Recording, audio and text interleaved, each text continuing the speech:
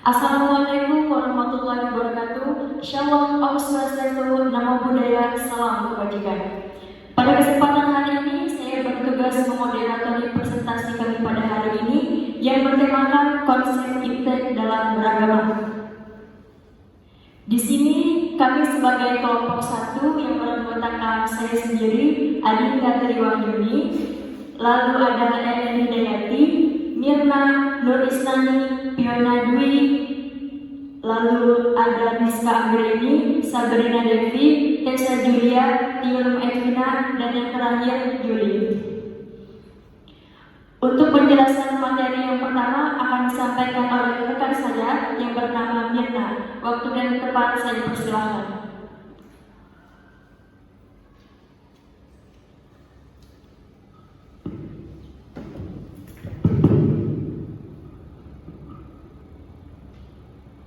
Oke, di sini saya akan memaparkan tentang materi peran umat beragama dalam mewujudkan masyarakat beradab dan sejahtera.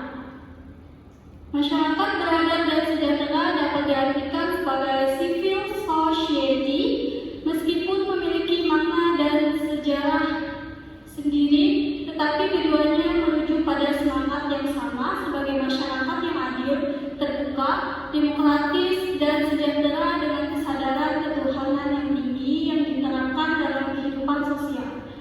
Dengan kata lain, untuk mewujudkannya masyarakat sejahtera dan beradab diperlukan adanya persatuan tidak hanya antara sesama pemeluk agama seperti pemeluk Islam dengan Islam, juga antara berlainan agama pun tak ketinggalan seperti pemeluk Islam dengan agama lainnya.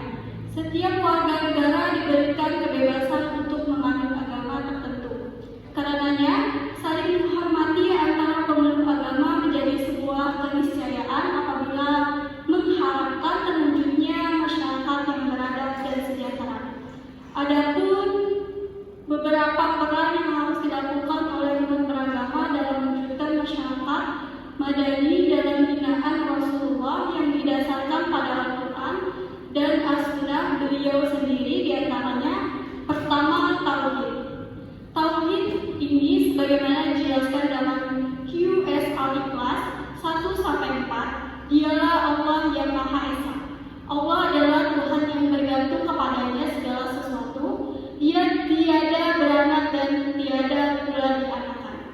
Dan tidak ada seseorang pun yang setara dengan Dia. Dalam ayat kedua tersebut menyatakan bahwa segala sesuatu itu bergantung kepada Allah SWT, termasuk segala urusan yang berkenaan dengan masyarakat. Kepada Allah mereka, masyarakat kumpulan dari orang per orang yang memiliki sistem budaya dan pandangan hidup, menyembah dan mohon pertolongan. Kedua, perdamaian. Dalam kumpulan masyarakat, negara bahkan masyarakat yang paling mikro yaitu keluarga bakti, nuclear family, suami, istri, dan anak tidak akan bisa bertahan keberadaannya jika di dalamnya tidak diterapkan perdamaian diantaranya warganya. Sekian, paparan kedua akan dibacakan oleh rekan saya yang bernama Yuli.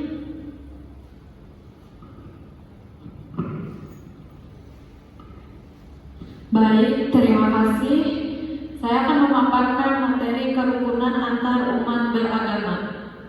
Kerukunan umat beragama adalah hubungan sesama umat beragama yang dilandasi toleransi, saling pengertian, saling menghormati, menghargai kesetaraan dalam pengapalan ajaran agamanya. Termasuk di dalamnya adalah kerjasama dalam kehidupan bermasyarakat, berbangsa, serta bernegara di dalam negara Kesatuan Republik Indonesia. Berdasarkan Pancasila dan Undang-Undang Dasar Negara Republik Indonesia tahun 1945, definisi di atas mengandung beberapa arti. Pertama, kerukunan yang dimaksud dibangun oleh umat beragama yang berbeda-beda agamanya, yang dilandasi toleransi dan kesetaraan. Toleransi merupakan sifat atau sikap saling menghormati perbedaan antar umat beragama. Adapun setara adalah sama kedudukannya, maksudnya yaitu setara dalam pengalaman ajaran agamanya.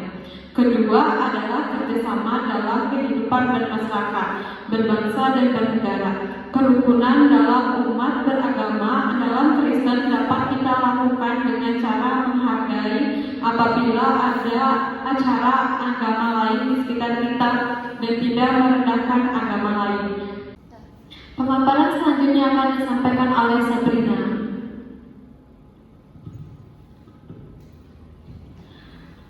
Yang selanjutnya ada manfaat iptek dalam kehidupan sehari-hari.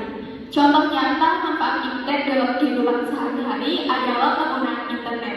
Internet telah mengubah cara manusia mendapatkan informasi, berkomunikasi, dan melakukan bisnis. Selanjutnya akan disampaikan oleh Tessa.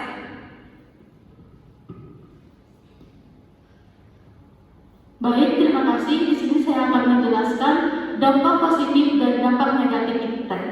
Dampak positif dapat meringankan berbagai masalah yang tengah dihadapi oleh manusia dan membuat segala sesuatunya menjadi lebih mudah serta cepat.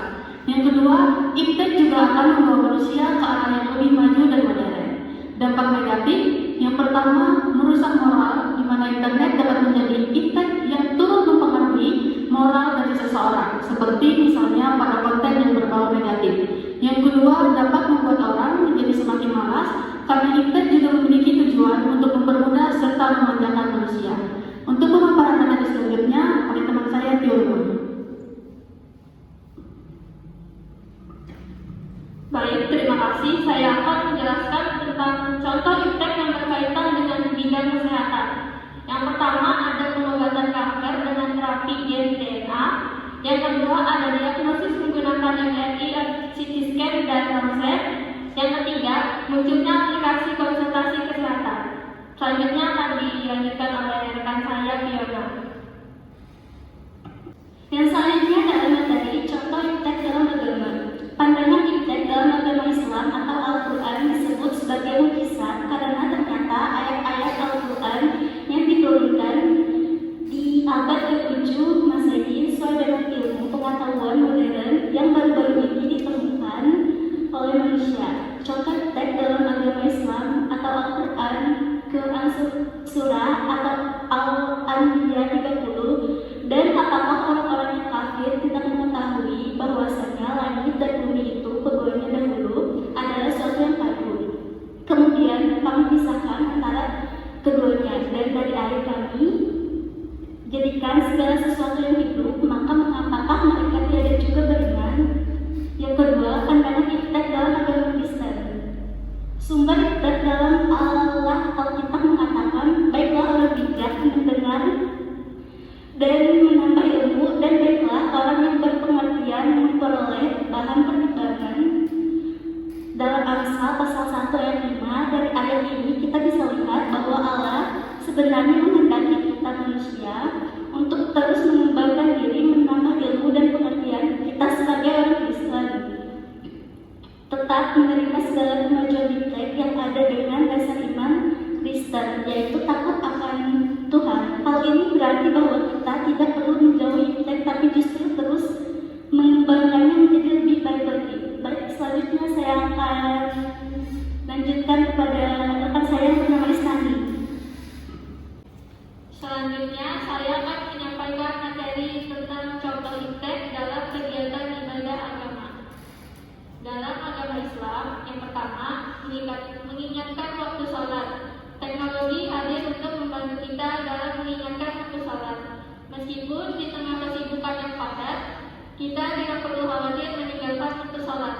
Dengan bantuan alarm atau aplikasi pengingat waktu sholat, kita akan diingatkan secara otomatis setiap waktu sholat tiba. Yang kedua, menyajikan informasi dan pengetahuan tentang Islam.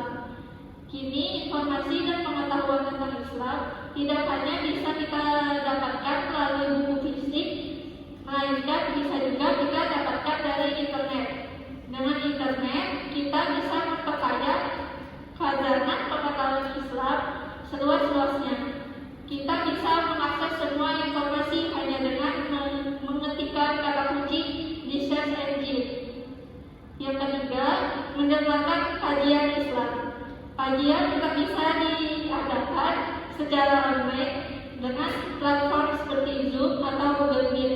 Kita juga bisa tetap menyimak kajian dengan menonton video-video melalui YouTube atau mendengarkan kajian dari Ustadz pilihan lewat podcast. Yang keempat, mendekatkan diri pada Al-Quran. Teknologi memudahkan kita untuk bisa membaca, mendengarkan, dan mengakses Al-Quran kapan saja dan di mana saja. Contohnya dengan aplikasi Al-Quran yang bersedia di smartphone. Selanjutnya, mengumpulkan materi akan dibacakan oleh rekan saya, Rizka.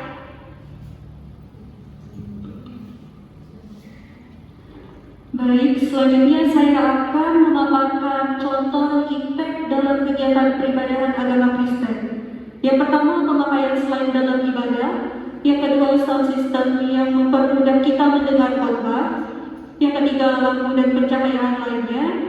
Yang keempat, pada ibadah online sekarang, YouTube sangat berperan juga kitab online apabila kita tidak membawa Alkitab pada saat ibadah, dan pemakaian kertas dalam tata ibadah.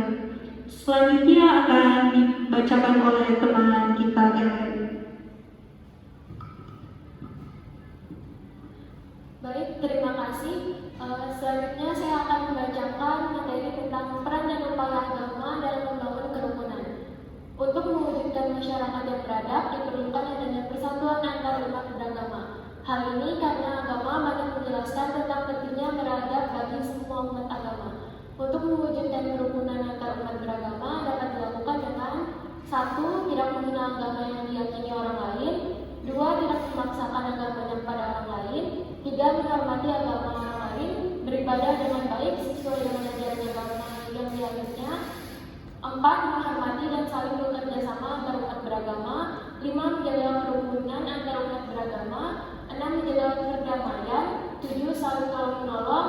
8. Bermusyawarah dalam segala urusan. 9. Bersikap adil. Selanjutnya saya kembalikan ke moderator. Demikian presentasi kami pada hari ini. Kurang lebihnya kami mohon maaf. Sekian, terima kasih.